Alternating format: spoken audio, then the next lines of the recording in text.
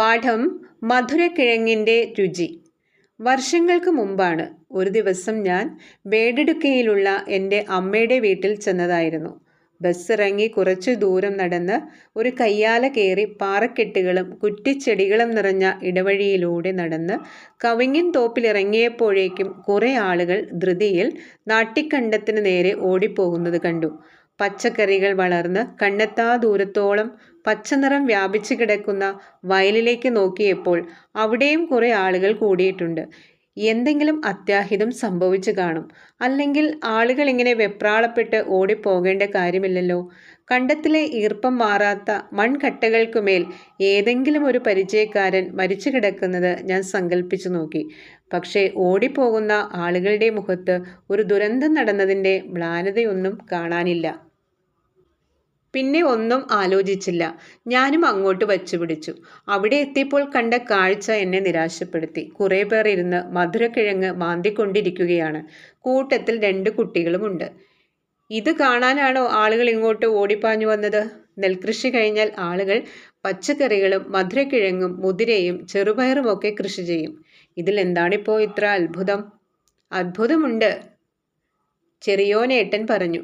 ഞങ്ങളുടെ നാട്ടിലെ പ്രായം കൂടിയ കൃഷിക്കാരനും കന്നുകാലി ചികിത്സകനുമാണ് അദ്ദേഹം. കാര്യം പിടികിട്ടാതെ ഞാൻ ചെറിയോനേട്ടനെ നോക്കി. ചെറിയോനേട്ടൻ ഞങ്ങളുടെ ഗ്രാമത്തെ അത്ഭുതത്തിൻ്റെ പരകോടിയിലെത്തിച്ച, മരണത്തിനുമേൽ ജീവിതത്തിൻ്റെ വിളവെടുപ്പ് നടത്തിയ 2 പിഞ്ചു കുഞ്ഞുങ്ങളുടെ ആത്മവിശ്വാസത്തിൻ്റെ കഥ പറഞ്ഞു തുടങ്ങി. 8 വയസ്സുകാരനായ സുജിത്തും 6 വയസ്സുകാരിയുമായ സുനിതയുമാണ് ഇതിലെ മുഖ്യ കഥാപാത്രങ്ങൾ.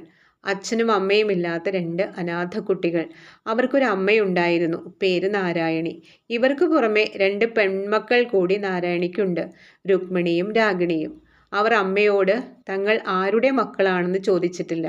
അവർ അതൊട്ട് പറഞ്ഞിട്ടുമില്ല. രുക്മിണിയെയും രാഗിണിയെയും വിവാഹം കഴിച്ച പുരുഷന്മാരും അത് ചോദിച്ചിട്ടില്ല. നാരായണി കാഴ്ചയിൽ അതിസുന്ദരിയായിരുന്നു.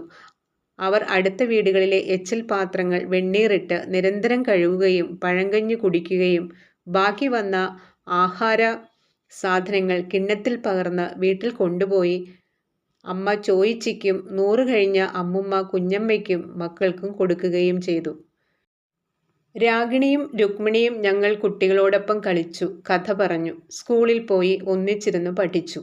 7ാം ക്ലാസ്സിൽ എത്തിയപ്പോഴേക്കും രാഗിണിയും അത് കഴിഞ്ഞ് രുക്മിണിയും പഠനം നിർത്തി. തുന്നലിനും ബീഡിപ്പണിക്കുമൊക്കെ പോയി തുടങ്ങി. 2 പേരെയും കാണാൻ ചന്തമുള്ളതുകൊണ്ട് ആലോചനയുമായി ആദ്യം വന്ന പയ്യന്മാർക്ക് തന്നെ നാരായണി 2 പേരെയും കെട്ടിച്ചു കൊടുത്തു. അവരുടെ കല്യാണത്തിന് പണവും പച്ചക്കറികളും അരിയും പൈസയുമായി കഴിയുന്ന വിധത്തിലൊക്കെ നാട്ടുകാർ സഹായിച്ചു. 2 മക്കളും പോയപ്പോഴാണ് നാരായണിക്കൊരു ആലോചന വന്നത്. ആദ്യം വേണ്ട എന്നൊക്കെ പറഞ്ഞ് നാരായണി പിടിച്ചു നിൽക്കാൻ നോക്കി. ചോയിച്ചിയും കുഞ്ഞമ്മയും ചത്തുപോയാൽ നീ ഒറ്റയ്ക്കാവൂലേ? 2 പെൺമക്കളെയും മംഗലം കഴിച്ചു കൊടുത്തില്ലേ? ഇനി നിനക്കൊരു ജീവിതം വേണ്ടേ നാരായണി? ചിലർ പറയുന്നത് ശരിയാണെന്ന് നാരായണിക്ക് തോന്നി. ഒരു ദിവസം നാരായണിയെ കുറച്ച് അകലെ നിന്ന് വന്ന ഒരാൾ കല്യാണം കഴിച്ചു കൊണ്ടുപോയി. ഒരു 60കാരനാണ്. പക്ഷേ നല്ല സ്വഭാവ ഗുണമുള്ള മനുഷ്യനാണ്. പ്രഗത്ഭനായ ആശാരി. കാഴ്ചയിൽ പക്ഷേ വളരെ ദുർബലൻ. ഇതിനകം ജീവിതത്തിലുണ്ടായ 3 മരണങ്ങൾ അയാളെ വല്ലാതെ തളർത്തിക്കളഞ്ഞിരുന്നു. തൻ്റെ സൗന്ദര്യവുമായി ചേർത്ത് വയ്ക്കാൻ പറ്റില്ലെങ്കിലും ആ മനുഷ്യൻ്റെ കൂടെ നാരായണി പോയി. അയാളിൽ നാരായണിക്ക് 2 മക്കളുണ്ടായി. ആ കുഞ്ഞുങ്ങളാണ് ഈ കഥയിലെ കഥാപാത്രങ്ങളായ സുജിത്തും സുനിതയും. സുജിത്തിന് 6 വയസ്സായപ്പോൾ നാരായണിക്ക് അജ്ഞാതമായ ഏതോ രോഗം പിടിപെട്ടു. 4ാമത്തെ മരണത്തിന് സാക്ഷിയാകേണ്ടി വരുമോ എന്ന ഭയവും കുറ്റബോധവും ആശാരിയെ പിടികൂടി. വൈകാതെ നാരായണി മരിച്ചു. സുജിത്തും സുനിതയും അനാഥരായി. അവർ അമ്മുമ്മയുടെ വീട്ടിലെത്തി. അതിനകം മുതുമുത്തശ്ശിയായ കുഞ്ഞമ്മ മരിച്ചു പോയിരുന്നു. പറക്കമുറ്റാത്ത പേരക്കുട്ടികളെ പോറ്റാൻ 75കാരിയായ ചോയിച്ചി അടുത്ത വീട്ടിലെ പാത്രങ്ങൾ കഴുകി. പുളിച്ച കഞ്ഞിയും പഴകിയതും ഒരിക്കലും പാകമാകാത്തതുമായ ഉടുപ്പുകളുമായി തിരിച്ച് കൂരയിലെത്തി. പാകത്തിനനുസരിച്ച് സുജിത്ത് മിടിയും സുനിത ആൺകുട്ടികളുടെ ട്രൗസറും ഇട്ടു. ചെറിയോനേട്ടൻ കാണുന്നതിന് മുമ്പ് അതുങ്ങളെ ഒരു ദിവസം ഞാൻ കണ്ടിട്ടുണ്ട്. മുടി വെട്ടാൻ കാശില്ലാതെ പെൺകുട്ടികളെപ്പോലെ നടക്കുന്ന സുജിത്തിന് ദാനം കിട്ടുന്ന വസ്ത്രങ്ങൾ ലിംഗഭേദമില്ലാതെ യഥേഷ്ടം ഉപയോഗിക്കാൻ ആ രൂപം വളരെയേറെ സഹായിച്ചു. എൻ്റെ കുഞ്ഞുങ്ങൾക്ക് ഒരു കൈക്കോട്ട് പിടിക്കാനുള്ള ശേഷി കിട്ടും വരെ എന്നെ മടക്കി പിടിക്കല്ലേ ദൈവമേ എന്ന് ചോദിച്ച് നിരന്തരം പ്രാർത്ഥിച്ചു കൊണ്ടിരുന്നു. ഇത്തിരി മണ്ണുണ്ട്, അതിൽ കപ്പയിട്ടെങ്കിലും അവറ്റകൾ ജീവിച്ചോളും. പക്ഷെ ദൈവം ചോദിച്ചയുടെ വിളി കേട്ടില്ല. പ്രാർത്ഥന കൊണ്ട് മറികടക്കാൻ പറ്റുന്നതിനേക്കാൾ അവരുടെ ശരീരം ക്ഷീണിച്ചു പോയിരുന്നു. മരണത്തിൻ്റെ ആഘാതത്തിൽപ്പെട്ട് കണ്ണീര് പോലും പുറത്തു വരാത്തവണ്ണം ആ കുട്ടികൾ മരവിച്ചുപോയി. ഇപ്പോൾ വീഴുമെന്ന് തോന്നുന്ന ഓലപ്പുരയും 5 സെന്റ് മണ്ണും മാത്രം.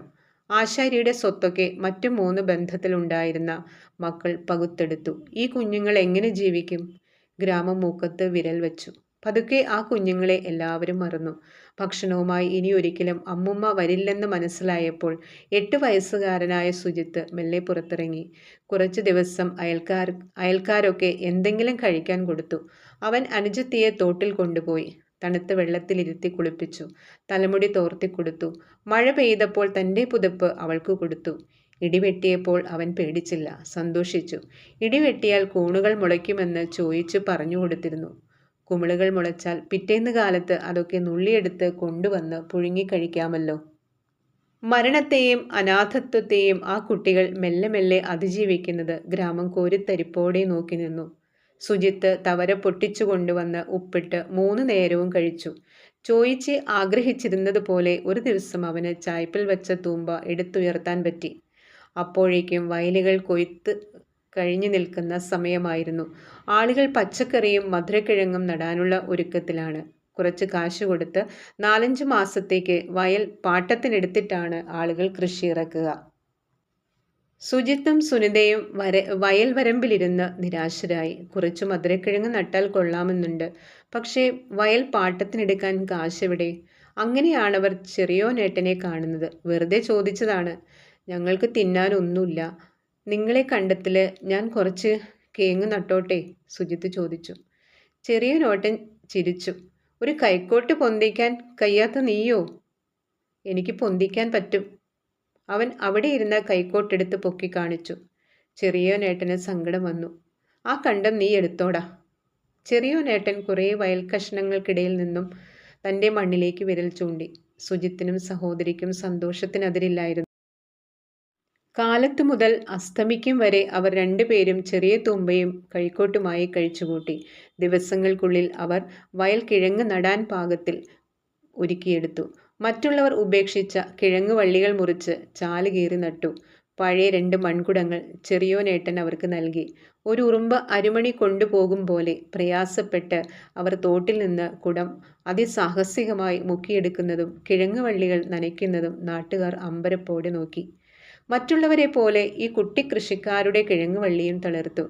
രാത്രി സഹോദരിയെ ചേർത്ത് പിടിച്ച് സുജിത്ത് തൻ്റെ സ്വപ്നം പറഞ്ഞു. കിട്ടുന്ന കേങ്ങിൽ നിന്നും നമുക്ക് കുറച്ചെടുത്ത് പുഴുങ്ങി ഉണക്കാം. അടുത്ത കൊല്ലം തിന്നാലോ? തവര തിന്ന് എനിക്ക് മതിയായി. അവൾ ചിരിച്ചു. ആദ്യം കേങ്ങുണ്ടാവട്ടെ.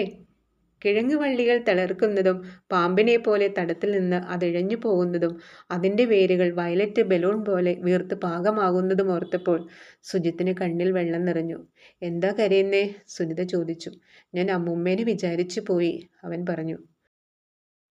മാസങ്ങൾ കഴിഞ്ഞു. വയലിൽ നിറയെ കിഴങ്ങുവള്ളികളുടെ വയലറ്റ് നിറം പരന്നു. ഇനി വിളവെടുപ്പിന് ഏതാനും മാസങ്ങളേയുള്ളൂ. അതുവരെ കൃഷിക്കാർ കൊടുത്ത ആഹാരത്തിന് പകരമായി വള്ളികൾ തങ്ങളുടെ വേരുകളിൽ നന്ദി നിറച്ചു വയ്ക്കുന്ന സമയമാണ്. ഒരു കിഴങ്ങ് തൊലിപൊളിച്ച് കടിക്കുമ്പോൾ അതിൻ്റെ പാൽ നീരിൽ നിന്നും നാവിലേക്കിറങ്ങുന്ന മധുരത്തെക്കുറിച്ച് ഓർത്തപ്പോൾ സുനിതയുടെ വായിൽ വെള്ളമൂറി. പക്ഷെ പെട്ടെന്നൊരു ദിവസം കിഴങ്ങുവള്ളികളിൽ മഞ്ഞ നിറം വ്യാപിച്ചു. ചെടികൾ കരിഞ്ഞു തുടങ്ങി. കണ്ണെത്താ ദൂരത്തോളം വയൽ മുഴുവൻ മരണത്തിൻ്റെ മഞ്ഞ നിറം വ്യാപിക്കുന്നത് കണ്ട് കൃഷിക്കാർ നെഞ്ചത്ത് കൈവച്ചു. ഇത്രയും നാളത്തെ അധ്വാനം വെറുതെയായി. പല പ്രതിമരുന്നുകളും തളിച്ചു നോക്കി, രക്ഷയില്ല. ഈ രോഗം വന്നാൽ വേരുകൾ വലുതായി കിഴങ്ങുകൾ ഉണ്ടാവില്ല. ഇത്തവണത്തെ കൃഷിയിൽ ഭീമമായ നഷ്ടമുണ്ടാകുമെന്ന് പരിചയസമ്പന്നരായ കർഷകർ വിധിയെഴുതി. അവർ വെള്ളമൊഴിപ്പും വളം ചേർക്കലും നിർത്തി. സുനിതയ്ക്കും സുജിത്തിനും ഒന്നും മനസ്സിലായില്ല. അവർ എന്നും കാലത്ത് കണ്ടത്തിലിറങ്ങി ചെടികളെ നനച്ചുകൊണ്ടിരുന്നു. കുട്ടികളുടെ മണ്ടത്തരമോർത്ത് മറ്റ് കൃഷിക്കാർ ചിരിച്ചു. തങ്ങളുടെ വിശപ്പിനപ്പുറം മറ്റൊന്നും അവർക്ക് ആലോചിക്കാൻ സമയമുണ്ടായിരുന്നില്ല. വിളവെടുപ്പ് നടന്നു. നിരാശരായി തൂമ്പയുമായി ആളുകൾ വയലിലേക്കിറങ്ങി മാന്താൻ തുടങ്ങി. നീണ്ട പാതി വഴിയിൽ വെച്ച് വളർച്ച മുരടിച്ചു പോയ വേരുകൾ വലിച്ചെടുത്ത് പ്രാകിക്കൊണ്ട് ഓരോരുത്തരായി വലിച്ചെറിഞ്ഞു. ചിലർ കൃഷി ചെയ്ത വയലുകൾ അങ്ങനെ തന്നെ ഉപേക്ഷിച്ചു. എല്ലാവരും പോയപ്പോൾ സുനിതയും സുജിത്തും വയലിലേക്കിറങ്ങി. തൂമ്പ കൊണ്ട് മണ്ണ് നീക്കിയും ചുവന്ന ശംഖ് പോലെ മണ്ണിൽ കമിഴ്ന്നു കിടക്കുന്ന കൂറ്റൻ കിഴങ്ങുകൾ. അവർക്ക് അതിലൊന്നും അതിശയം തോന്നിയില്ല. അവർ നഷ്ടങ്ങളെപ്പറ്റി ആ നിമിഷം വരെ ആലോചിക്കുകയോ ആകുലപ്പെടുകയോ ചെയ്തിട്ടില്ല. ഈ സംഭവം ഗ്രാമത്തിൽ പെട്ടെന്ന് വാർത്തയായി. അത്ഭുതം കാണാൻ നാട്ടുകാർ ഓടിക്കൂടി. ആ വിളവെടുപ്പിൽ അവരും ചേർന്നു. കിഴങ്ങുകൾ നിറയ്ക്കാൻ ചാക്കില്ലാതെ ആളുകൾ മറ്റു വീടുകൾ അന്വേഷിച്ചു പോയി. ഈ സമയത്താണ് എൻ്റെ വരവ്. ഞാൻ നോക്കി. മധുരക്കിഴങ്ങ് ചാക്കുകൾക്കിടയിൽ 2 കുഞ്ഞു കിഴങ്ങുകളെ പോലെ സുജിത്തും സുനിതയും. അവരുടെ ആത്മവിശ്വാസത്തിൽ നിന്ന് വെള്ളവും വളവും വലിച്ചെടുത്ത് വളർന്ന ആ കിഴങ്ങുകളിൽ ഒരെണ്ണം കടിച്ച് ഒരു ജന്മം മുഴുവൻ മധുരിച്ചുകൊണ്ട് ഞാൻ തിരിഞ്ഞു നടന്നു.